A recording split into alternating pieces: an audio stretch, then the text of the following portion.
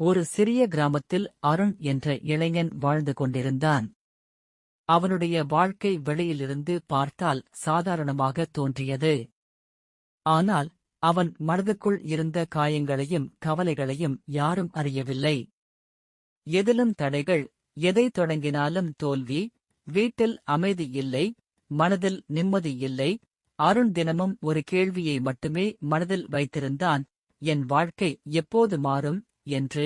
ஒரு நாள் அவன் மிகவும் உடைந்து போன மனதுடன் கிராமத்தின் ஓரத்தில் இருந்த பழமையான முருகன் கோவிலுக்கு சென்றான்.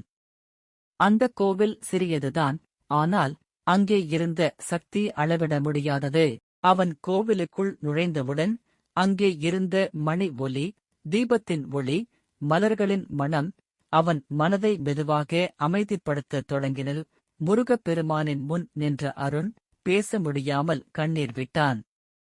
முருகா, நான் எதையும் கேட்க வரவில்லை, எனக்கு ஒரு வழி மட்டும் காட்டு. நான் இவ்வளவு நாட்களாக சுமந்து கொண்டிருக்கும் இந்த கஷ்டத்திலிருந்து என்னை நீ காப்பாற்று என்று மனமுருகி பிரார்த்தித்தான். அவன் கண்களை மூடி நீண்ட நேரம் பிரார்த்தித்தான். அந்த நேரத்தில் கோவிலின் உள்ளே வீசிய மெதுவான காற்று அவன் முகத்தை வருடியது. அந்தக் காற்றோடு சேர்ந்து அவன் மனதுக்குள் ஒரு அமைதியான குரல் கேட்டது போல உணர்ந்தான். பயப்படாதே, நான் உன்னுடன் இருக்கிறேன். இப்போது உன் வாழ்க்கை இருளாக தெரிந்தாலும் விரைவில் வெளிச்சம் வரும். உன் கண்ணீரை நான் பார்த்திருக்கிறேன், உன் பிரார்த்தனையை நான் கேட்டிருக்கிறேன். அருண் அதிர்ச்சியடைந்தான். அது அவனுடைய மனக்கற்பனையா அல்லது முருகனின் அருளா என்று அவனுக்கே புரியவில்லை. ஆனால் அந்த ஒரு நொடியிலேயே அவன் மனதில் இருந்த கனமான சுமை கொஞ்சம் கொஞ்சமாக குறையத் தொடங்கியது.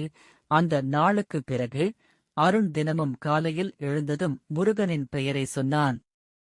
வேல் வேல் முருகன் என்று நம்பிக்கையுடன் உச்சரித்தான். ஒவ்வொரு நாளும் அவன் மனம் மெதுவாக வலுவடைந்தது. முன்பு அவனை துரத்திய பயம் குறைந்தது. முன்பு முடியாது என்று நினைத்த விஷயங்கள் கூட மெதுவாக சாத்தியமாக தோன்றத் தொடங்கின. சில வாரங்கள் கழித்து அவன் எதிர்பார்க்காத ஒரு நல்ல வேலை வாய்ப்பு அவனை வந்தடைந்தது. வீட்டில் இருந்த பிரச்சனைகள் மெதுவாக சரியாகத் தொடங்கின.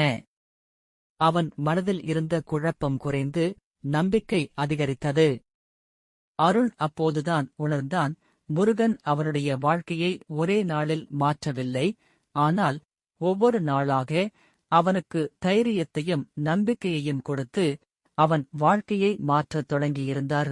ஒரு மாலை மீண்டும் அதே கோவிலுக்கு சென்ற அருண் முருகப்பெருமானின் முன் நின்று அமைதியாக சிரித்தான்.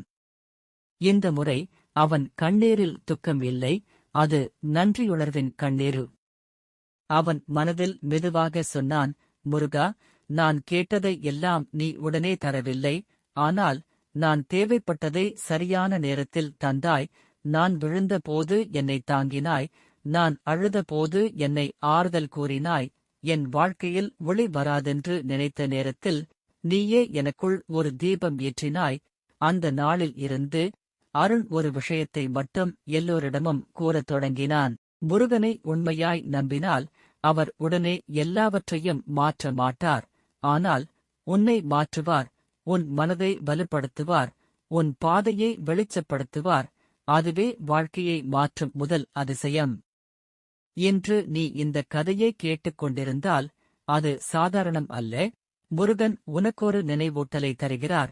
நீ தனியாக இல்லை, நீ சுமந்து கொண்டிருக்கும் கஷ்டத்தை அவர் பார்த்து கொண்டிருக்கிறார். உன் பிரார்த்தனை வீணாகவில்லை.